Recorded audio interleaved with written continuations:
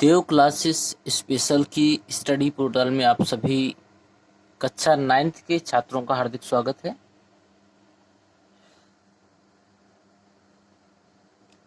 कक्षा 9th के बच्चे आज देखेंगे ध्वनि का दूसरा पार्ट, जिसका पहला पार्ट हम आपको बता चुके हैं और पहले पार्ट में आपने कुछ महत्वपूर्ण प्रश्नों को देखा। यह अध्याय आपके कक्षा 9 से लेकर 12वीं तक सभी कक्षाओं के लिए महत्वपूर्ण है और इसके आगे भी जो कॉम्पिटिटिव एग्जाम की तैयारी कर रहे हैं उनके लिए भी इस पार्ट से कुछ ना कुछ जरूर पूछा जाने वाला है। तो इसके बाकी प्रश्नों को देखते हैं। ये सारे प्रश्न पेपरों की दृष्टि से महत्वपूर्ण है, आपको ध्यान से देखना, अगर हो सके तो नोट्स भी बनाते चलना है। देखिए अगला प्रश्न है इसमें, अनुरणन क्या है, इसे कैसे कम किया जा सकता है। अनुरणन का मतलब क्या है, तो ये देखिए पहले इसी लाइन में, किसी बड़े हॉल में उत्पन्न होने वाली ध्वनि दीवारों से बारंबार परावर्तन के कारण काफी समय तक बनी रहती है। यह बारंबार परावर्तन के कारण जो ध्वनि निर्बंध होता है उसे कहते हैं अनुरणन। अब इसकी छोटी सी परिभाषा मैं आपको बता दूं कि जब भी आप किसी ऐसे हॉल में खड़े होते हो जहां एक बार आवाज करने से वह आवाज बार बार आपको सुनाई देती है, तो यह जो प्रक्रिया होती है वो क्या कहलाती है, अनुरणन। किसी भी आप पहाड़ी स्थान पे खड़े हो जाएं जहां चारों ओर से पहाड़ हो और वहां जब आप आवाज करेंगे वह आवाज आपको बार बार, मतलब एक बार दी हुई आवाज आपको कई बार सुनाई देती है। इसका कारण होता है कि आपकी जो ध्वनि है वो दीवारों से बार बार टकराकर उसका परावर्तन होता है, जिससे ये लंबे समय तक बनी रहती है और यही चीज आपकी क्या कहलाती है, अनुरणन। उम्मीद करते हैं अब आपको ये चीज भूलेगी नहीं। और इसे कैसे कम किया जा सकता है, अनुरणन को कम करने के लिए हाल की छतों तथा दीवारों पर ध्वनि अवशोषक पदार्थों जैसे संपीड़ित फाइबर बोर्ड, खुरदरे प्लास्टर अथवा पर्दे लगा देते हैं। आपने बड़े बड़े मीटिंग हॉल में देखा होगा, उनकी दीवारों पर फाइबर बोर्ड, खुरदरे प्लास्टर या फिर पर्दे लगे होते हैं। हाल की सीटों के पदार्थ का चुनाव, हाल में जो सीटें रखी होती हैं उनके पदार्थों का चुनाव भी इसके ध्वनि की अवशोषक गुणों के आधार पर करना चाहिए। अवशोषक का अर्थ ये हुआ कि जो शब्द आप बोलें या जो ध्वनि एक बार निकले सिर्फ आप उसको एक बार ही सुन सकें और बाकी ध्वनि को अवशोषित कर लिया जाए और वह बार बार टकराकर उसका परावर्तन ना हो सके। इसलिए इससे कम करने के लिए फाइबर बोर्ड, खुरदरे प्लास्टिक या प्लास्टर या पर्दे का प्रयोग किया जा सकता है। अगला प्रश्न हमारा, ध्वनि प्रबलता से क्या अभिप्राय है। यह किन कारकों पर निर्भर करता है। ध्वनि के लिए हमारे कानों की संवेदनशीलता की माप ध्वनि की प्रबलता कहलाती है। समान तीव्रता वाली ध्वनियों को भी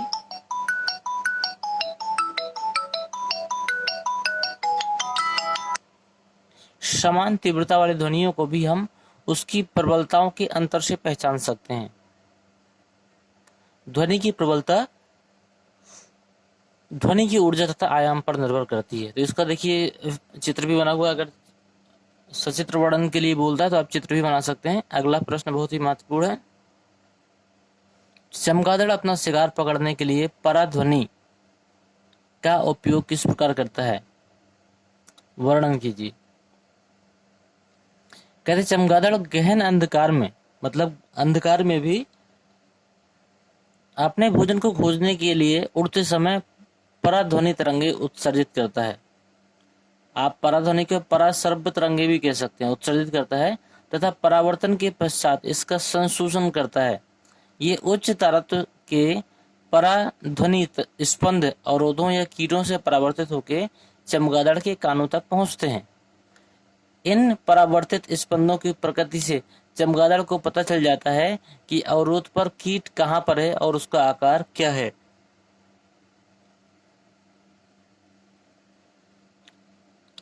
इस प्रकार चमगादड़ रात्रि में भी आपका शिकार कर सकता है। अगला प्रश्न है, वस्तुओं को साफ करने के लिए पराध्वनि का उपयोग किस प्रकार करते हैं। जिन वस्तुओं को साफ करना है उन्हें साफ करने के लिए मार्जन विलयन भी रखते हैं। और इस विलयन में पराध्वनि तरंगें भेजी जाती हैं। उच्च आवृत्ति के कारण धूल, चिकनाई तथा गंदगी के कण अलग होकर नीचे गिर जाते हैं। इस प्रकार वस्तु पूर्णतः साफ हो जाती है।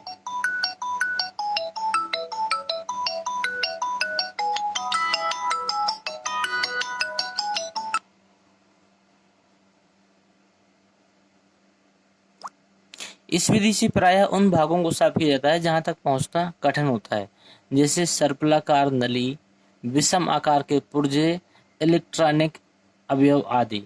इसका छोटा सा उदाहरण हम आपको बता दें।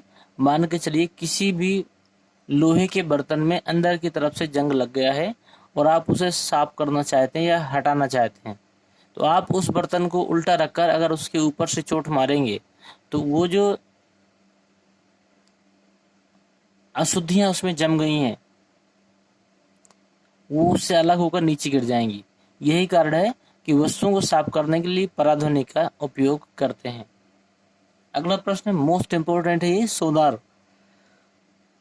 सोनार की कार्यविधि तथा उपयोग का वर्णन करो। सोनार का उपयोग जल में स्थित पिंडों की दूरी, दिशा तथा चाल आदि को मापने के लिए किया जाता है। इसमें एक प्रेषित तथा एक संसूचक लगा होता है और इसे किसी नाव या जहाज के नीचे लगाया जाता है। इसका में एक कारण और भी है कि संसूचक के कारण ही आपको पता चलता है कि किसी भी जहाज से नीचे कोई पिंडी या फिर कोई चट्टान वगैरह आती है तो जहाज को पहले ही सूचना मिल जाती है, तो इसलिए वो अपनी जगह को, ये चाल को बदल देती है, इसलिए खतरा टल जाता है। सोनार की कार्यविधि क्या है कि प्रेषित पराध्वनि तरंगें उत्पन्न तथा प्रेषित करती हैं।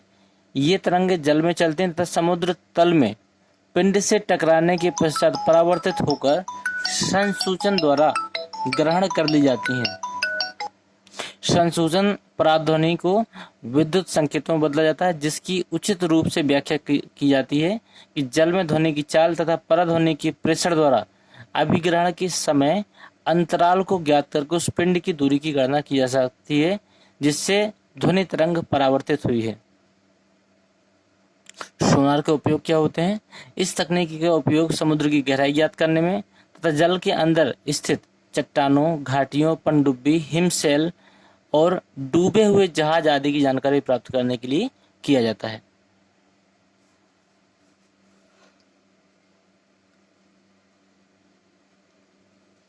यह आपका प्रश्न है एक न्यूमेरिकल का, तो आप इसे भी देख लीजिए। एक पनडुब्बी पर स्थित एक सोनार युक्त संकेत भेजती है और उसकी प्रतिध्वनि 5 सेकेंड पश्चात ग्रहण करती है। यदि पनडुब्बी से वस्तु की दूरी 3625 मीटर हो तो ध्वनि की चाल की गणना करो। तो मान के चलिए कि जल में ध्वनि का वेग कितना है, v मीटर प्रति सेकेंड है, मान के चलिए आप, और समय कितना दिया गया है, 5 सेकेंड का। तो पनडुब्बी तथा वस्तु के बीच की दूरी कितनी दी गई है, 3625 मीटर। सोनार स्पंद द्वारा जाने तथा टकरा कर वापस आने में चली गई कुल दूरी कितनी है? तो जाने और आने में एक साइड की दूरी कितनी है, 3625 है, तो दोनों साइड की दूरी को जस्ट डबल कर दीजिए तो हो गया है 7250 मीटर की हो गई। तो कुल दूरी उसने कितनी तय की, ध्वनि ने कुल दूरी तय की 7250। तो दूरी बराबर क्या होता है, चाल बराबर दूरी बटे समय, तो दूरी बराबर चाल गुणे समय। तो दूरी कितनी है 7250, चाल कितनी है हमने v मानी थी, समय कितना है 5 सेकेंड। इधर से आप वेग निकाल सकते हैं, 1450 मीटर प्रति सेकेंड का वेग आया। किसी धातु के ब्लॉक में दोषों का पता लगाने के लिए पराध्वनि का उपयोग कैसे किया जाता है, वर्णन कीजिए। उत्तर है इसका, धातु के ब्लॉकों में विद्यमान दरार या छिद्र बाहर से दिखाई नहीं देते। पराध्वनि तरंगें धातु के ब्लॉक से गुजारी जाती हैं और प्रेषित तरंगों को पता लगाने के लिए संसूचक का उपयोग किया जाता है। यदि थोड़ा सा भी दोष होता है तो पराध्वनि तरंगें वापस हो जाती हैं, मतलब परावर्तित हो जाती हैं, जो दोष की उपस्थिति को दर्शा देती हैं। ये प्रश्न भी आप नोट डाउन कर लीजिएगा। ये प्रश्न आपका इस पूरे अध्याय का सबसे मोस्ट इम्पोर्टेंट प्रश्न है।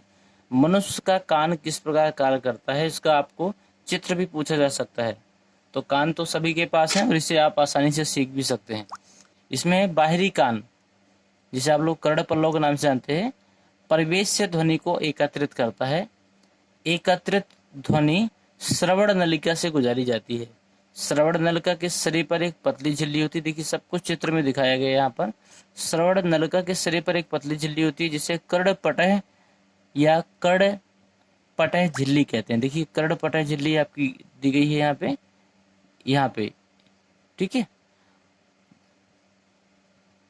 जब माध्यम की संपीड़न कर्णपटह पर पहुंचते हैं तो झिल्ली के बाहर की ओर लगने वाला दाब बढ़ जाता है और यह कर्णपटह को अंदर की ओर दबाता है। इस प्रकार विड़लन के पहुंचने पर कर्णपटह बाहर की ओर गति करता है। इस प्रकार कर्णपटह कंपन करता है। मध्य कर्ण में विद्यमान 3 हड्डियां। ये प्रश्न आपको अलग से पूछा जा सकता है कि मध्य कर्ण में कितनी हड्डियां विद्यमान होती हैं। 3 हड्डियां होती हैं। सबसे पहली हड्डी है मुग्दरक, दूसरा निहाई, तीसरा वलयक। 3 हड्डियां होती हैं। इन कंपनों को कई गुना बढ़ा देती हैं। मध्य कर्ण ध्वनि तरंगों से मिलने वाले इस दाब परिवर्तनों को आंतरिक कर्ण तथा संचारित कर देता है। आंतरिक कर्ण में कर्णावर्त द्वारा दाब परिवर्तनों को विद्युत संकेतों में परिवर्तित कर दिया जाता है। इस विद्युत संकेतों को श्रवण तंत्रिका द्वारा मस्तिष्क पर भेज दिया जाता है और मस्तिष्क इनकी ध्वनि के रूप में व्याख्या करता है। तो ये देखिए आपका चित्र दिया गया है।